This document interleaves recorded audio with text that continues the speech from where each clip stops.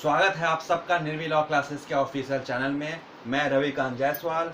जैसा कि आप सब जान रहे हैं कि हम लोग सीआरपीसी में डिस्कस कर रहे हैं और आप लोग भी हमारे साथ ही साथ जैसे जैसे वीडियो अपलोड होते जा रहे हैं वैसे वैसे आप लोग ईयरफोन लगा के उस चीज़ को समझिए और बुक से देखिए, उसके केसेस को स्टडी कीजिए, तभी आपका रिविजन अच्छे से हो पाएगा। देखिए चैप्टर 8 जो सीआरपीसी का है, ये डील करता है security for keeping peace and for the good behaviour. मतलब किसी भी प्रकार का अपराध होने से पहले, ठीक है, शांति कायम करना और अच्छे सदाचरण का मतलब वो एक माहौल बनाना, ठीक है। तो घटना कम होए उससे पहले हम शांति कैसे बना सकते हैं, तो इसी के बारे में ये चैप्टर डील करता है। देखिए होता क्या है कि जब स्टेट को या कोर्ट को कहीं से यह सूचना मिलती है कि फला व्यक्ति किसी भी प्रकार का क्राइम कर सकता है, हो सकता है कि कुछ ऐसा माहौल हो, ठीक है, कुछ नोटिस निकाला गया हो कॉलेज के द्वारा, यूनिवर्सिटी के द्वारा, तो जिसका इम्पैक्ट बच्चों पे हो, और बच्चों क्या हो सकते हैं वहाँ पे एग्रेसिव हो सकते हैं। हो सकता है किसी यूनिटी के किसी दल के जो छात्र नेता होते हैं वो भी एग्रेसिव होकर कोई भी क्राइम कर सकते हैं। तो यहाँ पे क्या होता है कि वो माहौल समाज का बिगाड़ सकते हैं। तो जब भी स्टेट को या फिर कोर्ट को कहीं से भी पता चल जाता है कि कुछ ऐसे वर्ग हैं जो माहौल खराब कर सकते हैं, तो ऐसे में क्या करता है, ऐसे में कोर्ट उन लोगों को बुलाकर बॉन्ड एग्जीक्यूट करवाता है। मान लीजिए अगर क्राइम हो ही गया तो फिर क्या होगा, तब तो फिर एकदम सीआरपीसी का सारे प्रोसेस चलेंगे। जैसे मजिस्ट्रेट के सामने उनका ट्रायल चलेगा, जो भी एफआईआर की प्रोसेस है, इन्वेस्टिगेशन होगा, मजिस्ट्रेट का ट्रायल चलेगा, डेट पे डेट चलेगा, तो प्रोसेस में आ गया। लेकिन अगर क्राइम नहीं हुए हैं अभी और कोर्ट को पता चल गया कि ऐसी ऐसी चीजें हैं, तो यहाँ पे कोर्ट क्या करेगा, यहाँ पे कोर्ट उस जो सस्पेंसिव व्यक्ति है, ठीक है, जो सस्पेक्टेड है, कोर्ट उसको बुलाएगा अपने पास और बोलेगा कि हमें ऐसी आशंका है कि आपके द्वारा इस तरह का कार्य हो सकता है, तो क्यों ना आप हमारे यहाँ पे बॉन्ड एग्जीक्यूट कीजिए, मतलब कुछ अमाउंट हमारे यहाँ जमा कीजिए, ताकि अगर किस तरह का कोई भी क्राइम आप इस सर्टेन लिमिट टाइम के अंतर्गत करते हैं तो आपके पैसे को, आपके अमाउंट को जब्त कर लिया जाएगा। तो कोर्ट इस तरह की व्यवस्था यहाँ पे बनाती है ताकि अगर कोई भी क्राइम अगर कर रहा है तो उसको डर लगे कि मेरे द्वारा जो सिक्योरिटी अमाउंट कोर्ट में बॉन्ड मतलब एज अ बॉन्ड एग्जीक्यूट किया गया है उसको जब्त कर लिया जाएगा। इससे अच्छा है कि हम शांतिपूर्वक व्यवस्था में सरकार की सहायता करें। और इसके साथ ही साथ कुछ केसेस में कोर्ट क्या करता है, कोर्ट उनको बॉन्ड एग्जीक्यूट के साथ साथ गारंटी भी मंगाता है, सियोरिटी मंगाता है कि आप एक थर्ड पर्सन को लाइए, ठीक है, थर्ड पर्सन गारंटर बने आपका, कि आप कहीं पे भी किसी प्रकार कोई दंगा नहीं करेंगे, अगर करते हैं तो जिम्मेदारी आपकी होगी। तो कोई थर्ड पर्सन को आप वहां पे बुला के लाते हैं, वो गारंटर बनता है, साइन करता है कि अगर कभी भी कोर्ट को इनकी जरूरत पड़ेगी तो मैं इनको आपके सामने अपीयर करूंगा। और साथ ही साथ किसी भी प्रकार का ये अगर दंगा करते हैं तो उसकी जिम्मेदारी मैं लेता हूं। देखिए ऐसा करने का एक रीजन है, मान लीजिए अगर कोर्ट सिर्फ और सिर्फ बॉन्ड एग्जीक्यूट करवाए, कोर्ट सिर्फ और सिर्फ जो भी सस्पेक्टेड व्यक्ति हैं उनसे सिर्फ अमाउंट सिक्योरिटी के रूप में जमा कर लें, तो ये तो किसी प्रकार का कॉन्ट्रैक्ट तो है नहीं भाई, गवर्नमेंट या फिर कोर्ट और उस सस्पेक्टेड एक्यूज पर्सन के बीच तो कोई एग्रीमेंट तो है नहीं कि भाई मैं पैसा जमा कर दे रहा हूं, अगर मैं कोई क्राइम करूंगा तो ज्यादा क्या होगा, आप मेरे पैसे को जब्त कर लेंगे, फॉरफिट कर लेंगे, तो ये कोई कॉन्ट्रैक्ट तो है नहीं। तो यहाँ पे क्या है, अगर इस तरह का ही सिस्टम सिर्फ लगा दिया जाता बॉन्ड एग्जीक्यूट करने के लिए, तो जो रिच पर्सन होते हैं वो लोग क्या करते हैं, वो लोग कुछ अमाउंट जमा कर देते हैं सिक्योरिटी के रूप में, उसके बाद उस क्राइम को, जिस क्राइम के लिए उनको रोकने की कोशिश की जा रही है, उस क्राइम को वो कहीं जाके उसको परफॉर्म कर देते हैं। उस क्राइम को परफॉर्म कर देते तो फिर क्या होता, फिर उनके पैसे को सिर्फ जब्त कर लिया जाता और जो कार्रवाई हो वो होती। लेकिन इसीलिए अगर सिर्फ और सिर्फ पैसे को जब्त कर लेंगे आप, तब तो उनका मन बढ़ जाएगा, कोई प्रकार का सिक्योरिटी जमा करेंगे, आप जब्त कर लेंगे, फिर कोई सिक्योरिटी जमा किए, फिर हम क्राइम किए, आप जब्त कर लिए। इसीलिए यहाँ पे सिक्योरिटी मतलब कोई थर्ड पर्सन को एज अ गारंटर के रूप में वहां पे बुलवाया जाता है आपको, कि आप उस पर्टिकुलर किसी पर्सन को लाइए जो यहाँ पे आपकी गारंटी दे कि आप किसी प्रकार का क्राइम नहीं करेंगे और आप उस व्यक्ति को उस पर्टिकुलर क्राइम को करने से रोकेंगे। तो ऐसा इसलिए किया जाता है ताकि देश में शांति और व्यवस्था बनी रहे। और ये जो गारंटी वाला प्रोसेस है कि किसी भी पर्सन के लिए हम गारंटर को भी बुलाना बहुत जरूरी है, यह इसका जो जजमेंट जो दिया गया था वह नारायण शाह वर्सेस इंपेरियर के केस में इसको डिसाइड किया गया था, ठीक है। तो अब हम लोग इसका स्टार्ट करते हैं सेक्शन 106 जो डील करता है security for keeping the peace on conviction. Section 106 में क्या कहता है? Security for keeping the peace on conviction, मतलब अगर कोर्ट ऑफ सेशन या फिर first class magistrate sub section 2 में जितने भी ऑफेंसेस डिस्क्राइब किए गए हैं उनके तहत अगर किसी भी प्रकार का सजा देता है तो ऐसे कंडीशन में कोर्ट ऑफ सेशन या फिर फर्स्ट क्लास मजिस्ट्रेट उनको लगता है कि इनसे सिक्योरिटी भी हम लोग को साइन करा लेना चाहिए, इनसे बॉन्ड एग्जीक्यूट करा लेना चाहिए, तो यहाँ पे कोर्ट ऑफ सेशन या फिर मजिस्ट्रेट फर्स्ट क्लास उनसे बॉन्ड भी एग्जीक्यूट करा सकता है ताकि ये किसी प्रकार का शांति भंग न कराएं, अपने फ्रेंड से या फिर अपने उस कम्युनिटी से किसी प्रकार का कोई भी शांति से मतलब शांति भंग हो इससे रिलेटेड किसी प्रकार की एक्टिविटी न कराएं। और देखिए इसकी जो बॉन्ड एग्जीक्यूट किया जाता है यहाँ पर इस कंडीशन में सेक्शन 106 में जो बॉन्ड एग्जीक्यूट करने की बात की गई है, जिस जो सेक्शन सब सेक्शन 2 में बताए गए हैं ऑफेंसेस, उससे रिलेटेड जो बॉन्ड इसमें एग्जीक्यूट कराया जाएगा उसकी जो वैलिडिटी होगी वो मैक्सिमम 3 ईयर की होगी। ठीक है, 3 साल तक उस पर्सन को किसी प्रकार का कोई भी क्राइम और किसी भी प्रकार का कोई भी क्रिमिनल फोर्स के द्वारा या फिर ब्रीच ऑफ पीस इस तरह का कोई एक्टिविटी नहीं करना है। इसके साथ ही साथ अब ये जानना बहुत जरूरी है कि सब सेक्शन 2 में जो ऑफेंसेस बताए गए हैं चैप्टर 8 में जो पनिशेबल है जो आईपीसी के अंतर्गत, उसमें सेक्शन 153A है, 153B है, 154 है, तो इनको सेक्शन को उसमें एक्सक्लूड किया गया है, इसको उसमें नहीं लिया जाएगा। और इसके साथ ही साथ अगर criminal intimidation, assault, criminal force, breach of peace से रिलेटेड किसी भी प्रकार का क्राइम किया जा रहा है, ठीक है, तब तो उसके साथ उसका क्या होगा, बॉन्ड एग्जीक्यूट हो जाएगा, उसके ऊपर एक्शन लिया जाएगा। अगर सोचिए अगर बॉन्ड एग्जीक्यूट कर लिया गया है और उस पर्टिकुलर व्यक्ति के द्वारा किसी भी प्रकार का कोई भी ऐसा काम नहीं किया जा रहा है तो यहाँ पे क्या होगा, उनका जो बॉन्ड है उसको वॉइड कर दिया जाएगा, ठीक है, उसको डिस्चार्ज कर दिया जाएगा, किसी प्रकार का उनके ऊपर एक्शन नहीं लिया जाएगा इस सर्टेन टाइम पीरियड तक। ठीक है, तो यही सेक्शन डील करता है आपका सेक्शन 106। सेक्शन 107 क्या कहता है? Security for keeping the peace in other cases. देखिए सेक्शन 106 में क्या था, उसमें सजा दिया गया था और इस सेक्शन में क्या है, इस सेक्शन में लाइकलीहुड होता है, मतलब होने की संभावनाएं प्रतीत होती है। इसके पहले के सेक्शन 106 में क्या था, उसके पास्ट की रिकॉर्ड को देखकर लगता था कि नहीं, वह जब ऐसा कुछ होता है तो वो किसी प्रकार का कोई ना कोई क्राइम करता है, जब होली आती है तो वो किसी तरह का मारपीट या फिर शांति भंग करता है, जब चुनाव होता है तो ये सब जो है क्या करते हैं, ये कॉलेज या यूनिवर्सिटी में हंगामा करते हैं। तो 106 में क्या था, पास्ट रिकॉर्ड को भी देख के उसके ऊपर एक्शन लिया जाता था, उसे बॉन्ड एग्जीक्यूट कराया जाता था, ठीक है, उसको पनिशमेंट दिया जाता था। लेकिन इस सेक्शन में क्या है, लाइकलीहुड है, अगर किसी कोर्ट को लग रहा है या फिर मजिस्ट्रेट को लग रहा है या फिर स्टेट को लग रहा है कि फला व्यक्ति किसी न किसी को क्राइम करने के फिराक में है, ठीक है, उसका जो एक्शन दिख रहा है, जो गतिविधियां दिख रही हैं, कहीं ना कहीं ऐसा लग रहा है कि यह किसी भी डेट पर कभी भी किसी प्रकार का शांति भंग संबंधित किसी प्रकार की एक्टिविटी कर सकता है, तो यहाँ पे क्या करेगा, यहाँ पे कोर्ट उनको बुलाएगा और पूछेगा कि क्यों ना आपसे सिक्योरिटी या फिर बॉन्ड हम एग्जीक्यूट कराएं, क्यों ना कराएं भाई, हमको लग रहा है कि आप इस तरह का कुछ न कुछ एक्टिविटी कर सकते हैं। तो यहाँ पे क्या होगा, जिस पर्सन को बुलाया जाएगा वो पर्सन बताएगा, वो पर्सन अपने साथ प्रूफ लाएगा कि सर देखिए ऐसी बात है, हमारे पास ये प्रमाण है, हम किसी तरह का कोई भी ऐसा एक्टिविटी नहीं करेंगे, कोई भी अनडिजायर एक्टिविटी नहीं करेंगे जिससे इस सोसाइटी को हार्म हो, जिससे कि हमारा लॉ एंड ऑर्डर बिगड़े।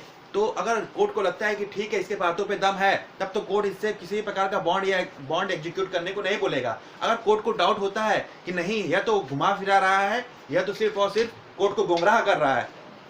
तो ऐसे कंडीशन में क्या होता है, ऐसे कंडीशन में कोर्ट उनसे बॉन्ड एग्जीक्यूट करने के लिए बोलता है और साथ ही साथ सिक्योरिटी की भी मांग कर सकता है कि आप बॉन्ड तो एग्जीक्यूट किए हैं, साथ ही साथ किसी थर्ड पर्सन को लाइए एज ए गारंटर। तो ये कोर्ट के डिस्क्रिप्शन पावर पर डिपेंड करता है कि वह सिर्फ और सिर्फ बॉन्ड एग्जीक्यूट कराए या फिर सिक्योरिटी के लिए भी वो आपसे पूछे कि नहीं आप किसी थर्ड पर्सन को एज ए सिक्योरिटी लाइए। तो ये आपका डिस्कस किया गया है सेक्शन 107 में।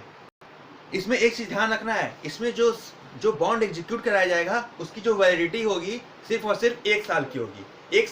साल बाद वो ऑटोमेटिक वॉइड हो जाएगा, डिस्चार्ज हो जाएगा। Section 108 security for good behaviour from person disseminating seditious matter. Disseminating seditious matter मतलब राजद्रोहात्मक, ठीक है, मतलब राजद्रोह फैलाने वाला या फिर राज्य का शांति भंग करने से संबंधित किसी प्रकार का कोई भी मटेरियल, ठीक है, कोई भी किसी भी प्रकार की किसी भी न्यूज को, ठीक है, मतलब मैनिपुलेट करके या फिर उसको किसी तरह की गलत इंटेंशन से उसको फैलाना, तो इसको ये रोकने के लिए प्रोटेक्टेड किया गया है। Section 108 security for good behaviour from person disseminating serious matter, मतलब आप उस व्यक्ति के लिए, उस व्यक्ति से उस बॉन्ड को एग्जीक्यूट कराइए जिसपे आपको शक होता है कि वह राजद्रोहात्मक जैसे मटेरियल को वायरल करेंगे या फिर फैला सकते हैं, तो उनको सदाचार में रहने के लिए, फॉर गुड बिहेवियर, उनको सदाचार में रहने के लिए, शिष्टाचार में रहने के लिए क्यों ना उनसे हम लोग बॉन्ड एग्जीक्यूट कराया जाए, क्यों ना उनसे हम लोग सिक्योरिटी बुलाई जाए। तो यह सेक्शन 108 इसी में डील करता है। अब देखिए इसमें क्या है, सेक्शन आईपीसी का जो बोला गया है, अगर कोई भी व्यक्ति, अगर मजिस्ट्रेट को लगता है कि कोई भी व्यक्ति आईपीसी के इस सेक्शन के अंतर्गत किसी भी मटेरियल को किसी भी रिटेन या फिर ओरली मोड में वायरल करता है, फैलाता है गलत इंटेंशन से, तो उससे बॉन्ड एग्जीक्यूट किया जा सकता है। जैसे सेक्शन 21 आईपीसी का जो दिया है, सेक्शन 153 का ए, सेक्शन 153 का सब सेक्शन बी, सेक्शन 295 का ए, अगर इसके अगेंस्ट या फिर किसी जज के अगेंस्ट किसी भी निगेटिव बातों को या फिर जज के बारे में किसी का अशब्द या फिर कुछ और वायरल करना या फिर उसको हम लोग मैनिपुलेट करके सर्कुलेट करना, लोगों में एग्रेसिव जैसे विचार को उत्पन्न करना, भड़काना लोगों में, ठीक है, ताकि देश का, समाज का जो शांति जो है भंग हो, तो ऐसे कंडीशन में क्या होता है, उनसे बॉन्ड एग्जीक्यूट कराया जाता है। इसके साथ ही साथ अगर कोई किसी भी व्यक्ति पे, अगर मजिस्ट्रेट को लगता है कि वह कुछ मतलब अश्लील पिक्चर या फिर मैगजीन को सेल कर रहा है, कोई मटेरियल सेल कर रहा है, जैसा कि सेक्शन 292 ऑफ आईपीसी में इसको बताया गया है, उससे रिलेटेड कोई क्राइम करता है तो उससे बॉन्ड एग्जीक्यूट कराया जाता है, चाहे सिक्योरिटी के साथ या फिर विदाउट सिक्योरिटी। इसके साथ ही साथ यह जानना बहुत जरूरी है कि जो इसका वैलिडिटी होता है वह 1 ईयर का होता है। 1 ईयर के बाद यह ऑटोमेटिक वॉइड हो जाता है। इसका सब सेक्शन 2 क्या करता है कि editor, proprietor of that form और प्रिंटर जो उस मटेरियल को प्रिंट कर रहा हो, तो वो सबको हम लोग किसी प्रकार का एलिगेशन नहीं मानेंगे, हम लोग उनके ऊपर किसी प्रकार का चार्ज नहीं लगाएंगे, बट वो लोग रजिस्टर्ड होना चाहिए, ठीक है। जो पब्लिकेशन है, जो उस मटेरियल को मतलब क्या कर रहा है, प्रिंट कर रहा है, भाई उसका काम है प्रिंट करना, कुछ भी प्रिंट करे, हम अगर प्रिंट करा रहे हैं तो गलती हमारी है, उसका काम है प्रिंट करना, बशर्ते कि वो जो प्रिंटर है, वो पब्लिकेशन है, वो रजिस्टर्ड होना चाहिए। रजिस्ट्रेशन ऑफ बुक एक्ट 1867 में वो रजिस्टर्ड होना चाहिए, तभी उसके ऊपर किसी प्रकार का एक्शन नहीं लिया जाएगा, क्योंकि कोई भी अपना काम कर रहा है, उसके काम में हम लोग इंटरफेयर नहीं कर सकते, वो पैसा कमाने के लिए कर रहा है, लेकिन अगर हम उससे करवा रहे हैं वो काम, तो यहाँ पे एक्शन हमारे ऊपर होगा। तो जो रजिस्टर्ड है, पब्लिकेशन है, फॉर्म है, तो उनको उससे एक्सक्लूड किया गया है, मतलब उनसे बॉन्ड एग्जीक्यूट नहीं कराया जाएगा, बल्कि उन पे कराया जाएगा जो इस चीज में मेन रोल फुलफिल कर रहे हैं, मतलब जो आगे फ्रंट पे आकर ऐसे कार्य को करा रहे हैं। तो यही कहा गया है सेक्शन 108 में। अब डिस्कस करेंगे हम लोग सेक्शन 109। सेक्शन 109 क्या कह रहा है, security for good behaviour from suspected person. कोई भी ऐसा जो संदेहात्मक व्यक्ति है, जिसके ऊपर लग रहा है वो किसी प्रकार का कोई भी संज्ञेय अपराध करने वाला है, तो यहाँ पे उसके सदाचार के लिए यहाँ पे उससे हम लोग सिक्योरिटी या बाउंड एग्जीक्यूट कराएंगे। यहाँ पे क्या कहता है, यहाँ पे अगर किसी भी प्रकार का कोई भी इंफॉर्मेशन मजिस्ट्रेट को मिलता है कि हाँ सर, आपके एरिया में 1-2 व्यक्ति ऐसे हैं जो मतलब अपने आप को छुपा रहे हैं कुछ दिनों से, क्योंकि वह मतलब कानून के आड़ में कुछ न कुछ संज्ञेय अपराध करने के फिराक में लगे हुए हैं। तो जब ऐसा लगे कोर्ट को कि अगर कोई व्यक्ति अपने आप को हाइड कर रहा है, ठीक है, अपने आप को छुपा रहा है कोर्ट से,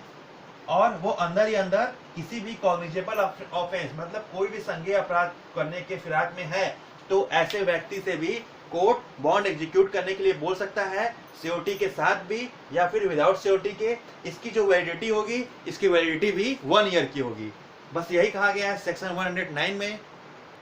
देखिए सेक्शन 110 क्या कहता है, security for good behaviour from habitual offender. अगर कोई भी व्यक्ति, अगर मजिस्ट्रेट को लगता है कि कोई भी व्यक्ति कुछ ऐसे हैबिचुअल क्राइम कर रहा है, हैबिचुअल ऑफेंस कर रहा है, जो सेक्शन 110 में बताया गया है, जैसे चोरी, लूट या फिर 489 के क्लॉज सी या डी से रिलेटेड कोई ऐसा क्राइम कर रहा है, या फिर फ्रॉड या फिर फेरा से रिलेटेड कोई भी क्राइम कर रहा है, या फिर कस्टम एक्ट से रिलेटेड कर रहा है, अनटचेबिलिटी एक्ट से रिलेटेड किसी प्रकार का क्राइम कर रहा है, अगर कोर्ट को या फिर मजिस्ट्रेट को ऐसा लग रहा है कि इस तरह का हैबिचुअल क्राइम कर रहा है, तो ऐसे कंडीशन में क्या होता है, ऐसे कंडीशन में भी अगर डाउट होता है इन लोगों पर कि इस तरह का क्राइम ये लोग कर सकते हैं,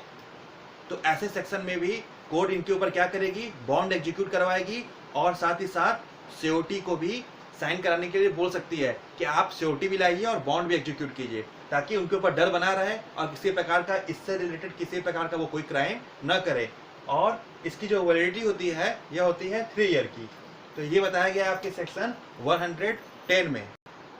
देखिए जो सेक्शन 111 है ऑर्डर टू बी मेड के बारे में बताता है, मतलब क्या आदेश होना चाहिए। जैसे सेक्शन 106, 107, 108, 109, 110 के जितने भी प्रोसीजर है उसको बताता है कि अब जो इसका प्रोसीजर है उसको कैसे फॉलो करना है, ये प्रोसीजर के बारे में बताता है। और साथ ही साथ यह सेक्शन बताता है कि 107 से लेके 110, 107 से लेकर 110 के अधीन मजिस्ट्रेट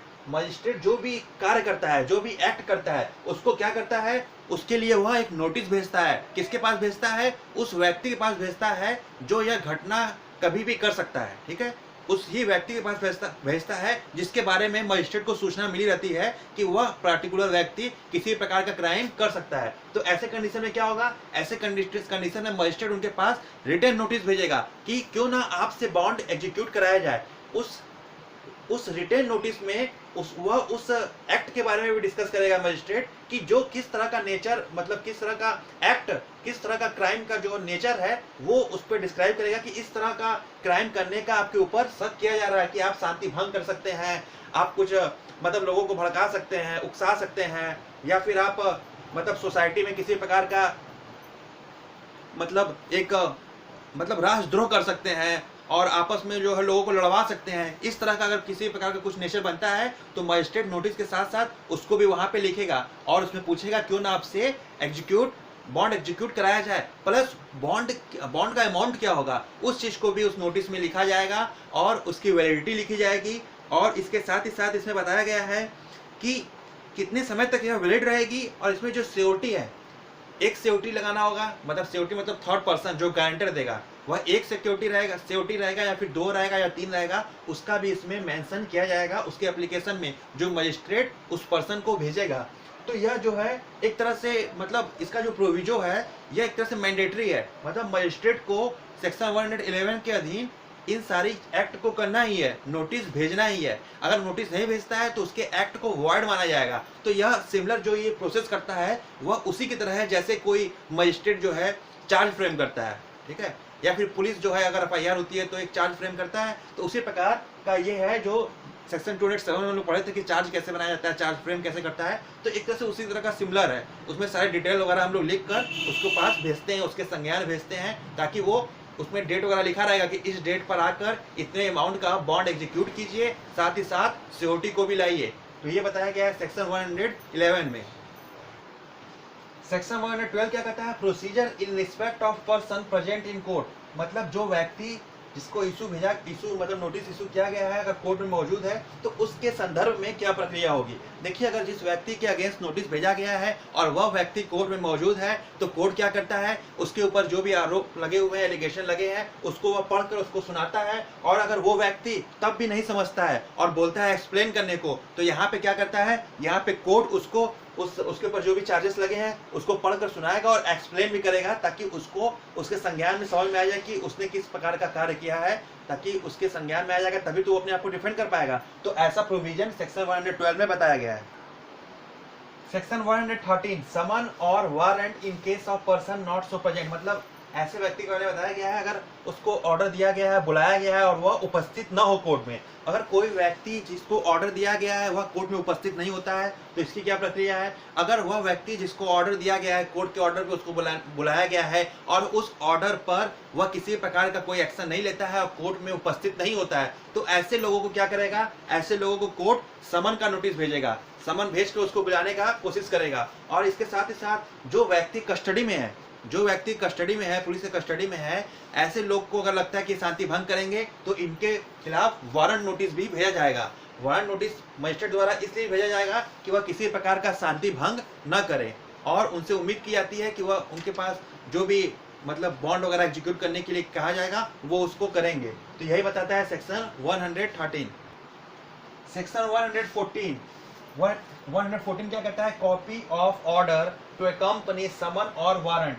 जब कोर्ट किसी भी व्यक्ति को समन या वारंट का नोटिस इशू करती है, उसके साथ ही साथ कोर्ट को क्या करना होता है, कोर्ट को 111 सेक्शन 111 का जो कंटेंट है उसको भी अटैच करना बहुत जरूरी है। ऐसा बताया गया है सेक्शन 114 में। सेक्शन 115 में क्या बताया गया है, power to dispense with personal attendance. अगर कोर्ट को लगता है कि वह व्यक्ति जिसको हम लोग बुलाए हैं कोर्ट में ऑर्डर देकर वो उपस्थित नहीं होता है, तो यहाँ पे कोर्ट के पास यह पावर है कि वह उसको यह छूट भी दे सकता है कि अगर आप उपस्थित नहीं हो रहे हैं तो आप अपने प्लीडर को वहां पे उपस्थित करें। तो यहाँ पे कोर्ट उस पर्टिकुलर व्यक्ति को, पर्टिकुलर पर्सन को उपस्थित होने के संदर्भ में एक ऑप्शन दे देता है कि वह अपने प्लीडर को भी कोर्ट में प्रेजेंट कर सकता है, उससे जो बातें कोर्ट को करनी रहेगी वो उससे डील कर सकते हैं। ऐसा बताया गया है सेक्शन 115 में। Section 116 inquiry as to truth of information, जो भी सूचना मिलती है उसके वो कितना ऑथेंटिकेशन है, इसके लिए क्या करता है, कोर्ट उनको जब ऑर्डर देके बुलाता है तो उनके पास कोर्ट में उपस्थित हो गया व्यक्ति, अब ऐसा नहीं कि हम तुरंत उसके ऊपर एक्शन लेके जेल भेज देंगे, हम उससे इंक्वायरी करेंगे, उससे पूछताछ करेंगे और इंक्वायरी करने के साथ साथ हम उनके फैक्ट को जानने की कोशिश करेंगे। वो जो प्रूफ लाया रहता है उसको देखेंगे, उसको हम लोग रीड करेंगे। यह मतलब एक ट्रायल की तरह होता है, मतलब पूछताछ का उसमें सेशन होता है, एक ट्रायल की तरह यह चलता रहता है। अगर उस इंक्वायरी के दौरान ही अगर मजिस्ट्रेट को लगता है कि नहीं, इंक्वायरी के दौरान इनसे जो क्या करना है, बॉन्ड एग्जीक्यूट करा लेना है। क्यों? अगर होता क्या है कि मोस्टली इंक्वायरी के बाद हम लोग बॉन्ड एग्जीक्यूट कराते हैं, लेकिन कभी कभी इंक्वायरी के ड्यूरेशन में ही बॉन्ड एग्जीक्यूट कराना इसलिए जरूरी होता है अगर मजिस्ट्रेट को लगता है कि इंक्वायरी के दौरान ही यह क्राइम कहीं भी हो सकता है। तो ऐसे कंडीशन में क्या करेगा कोर्ट, इंक्वायरी तो चालू रखेगा और बीच में ही क्या करेगा कोर्ट, उस व्यक्ति से बॉन्ड एग्जीक्यूट करा लेगा सिक्योरिटी के साथ या फिर बिना सिक्योरिटी के, जैसा उस समय सिचुएशन रहेगा उस तरह से वह कोर्ट क्या करेगा, यहाँ पर बॉन्ड उन केस के लिए एग्जीक्यूट कराएगा जहां पे बात गुड बिहेवियर की हो। मतलब बॉन्ड उन्हीं केसेस के लिए कराया जाता है जहां पे बात गुड बिहेवियर की होती है, मतलब सेक्शन 108, 109, 110, क्योंकि यह सदाचार बनाए रखने के लिए प्रावधान करता है। 107 को हम लोग एक्सक्लूड करते हैं क्योंकि यहाँ पे शांति व्यवस्था बनाए रखने के लिए इसमें प्रावधान किया गया है। तो यहाँ पे हम लोग बॉन्ड एग्जीक्यूट कराते हैं गुड बिहेवियर, मतलब अच्छा सदाचार बनाए रखने के लिए, उससे पहले हम लोग बॉन्ड एग्जीक्यूट करा लेते हैं। अगर साथ ही साथ कोई क्रिमिनल ऐसा हो, मतलब क्राइम करने वाला जो हैबिचुअल ऑफेंडर का हो, तो उस पर्टिकुलर एरिया में जाके हम लोग क्या करते हैं, वहां से एविडेंस कलेक्ट करते हैं। देखिए, अगर इसका जो प्रोसेस होता है, अगर इसमें जो है इन्वेस्टिगेशन होता है, जो सारी प्रक्रियाएं होती हैं, इंक्वायरी होती है, वह 6 मंथ के अंतर्गत कंप्लीट हो जाना चाहिए। अगर 6 महीने के अंतर्गत मजिस्ट्रेट के द्वारा सारा इंक्वायरी कंप्लीट नहीं होता है, अगर नहीं होता है तो क्या होता है, फिर उस मैटर को टर्मिनेट कर दिया जाता है। ठीक है, उस पर किसी प्रकार का एक्शन नहीं लिया जाता है। लेकिन अगर कोर्ट को प्रतीत होता है कि नहीं, किसी प्रकार का क्राइम होने का अंदाजा है, तो यहाँ पे क्या होता है, यहाँ पे कोर्ट अगर चाहे तो अपना डिस्क्रिप्शन पावर यूज करके उसको 6 महीने तक के से ज्यादा का भी समय ले सकता है। यहाँ पे देखिए क्या होता है कि उस पर्टिकुलर व्यक्ति को बुलाया जाता है। अगर जांच कर रहे हैं हम लोग, 6 महीने का समय लग रहा है अगर, तो उस 6 महीने में क्या होता है, जब हम लोग जांच कर रहे हैं तो उसको हम लोग क्या बोलेंगे, बॉन्ड एग्जीक्यूट कर दो। भाई 6 महीने के अंतर्गत हो सकता है कभी भी वो क्राइम कर दे, तो बॉन्ड एग्जीक्यूट करने को बुलाया जाता है। अगर वो बॉन्ड एग्जीक्यूट नहीं करता है तो उसको कस्टडी में ले लिया जाता है, कस्टडी में रहेगा, उसके बाद जांच की प्रक्रिया चलती रहेगी। तो अगर बॉन्ड एग्जीक्यूट कर देता है तो हमको कस्टडी में लेने की जरूरत नहीं है। अगर बॉन्ड एग्जीक्यूट नहीं करता है तो कोर्ट उसको कस्टडी में ले लेती है और उसके ऊपर प्रोसेस चलती रहेगी। अगर फिर भी 6 महीने का समय बीत गया और वो बंदा कस्टडी में है और फिर भी हमको इंक्वायरी पूरी तरीके से नहीं हो पाई, ठीक है, उसके खिलाफ कोई भी साक्ष्य नहीं मिल रहे हैं, तो ऐसे कंडीशन में क्या होता है, ऐसे कंडीशन में मजिस्ट्रेट उसको सेशन कोर्ट में ट्रांसफर कर देता है कि सर आप इसमें देखिए क्या चीजें हैं। जब सेशन कोर्ट उसको ऑब्जर्व करती है और लगता है कि नहीं, किसी प्रकार कोई ग्राउंड नहीं बन रहा है, ठीक है, मतलब बेमतलब का है, तो इसको हम लोग क्या करते हैं, कैंसिल कर देते हैं, डिस्चार्ज कर देते हैं। यही बताया गया है सेक्शन 116 में। तो हम लोग इसके जो ये आपका जो चैप्टर था उसको हम लोग डिस्कस कर चुके हैं, security for keeping the peace and for the good behaviour. जो भी इंपॉर्टेंट सेक्शन थे हम लोग डिस्कस कर दिए हैं। अब जो हम लोग अगला चैप्टर पढ़ेंगे वो चैप्टर 16 पढ़ेंगे, ठीक है। अगर आप हमारे चैनल को सब्सक्राइब नहीं किए हैं तो चैनल को सब्सक्राइब कर लीजिए, बेल आइकन को प्रेस कर लीजिए और हमारे इंस्टाग्राम पे इसमें लिंक दिया गया हुआ है, तो इंस्टाग्राम पे आप फॉलो कर लीजिए। होता क्या है कि जो भी टॉपिक का जो नेम होता है सेक्शन वाइज, चैप्टर वाइज, उसको जो है उसको हमारा जो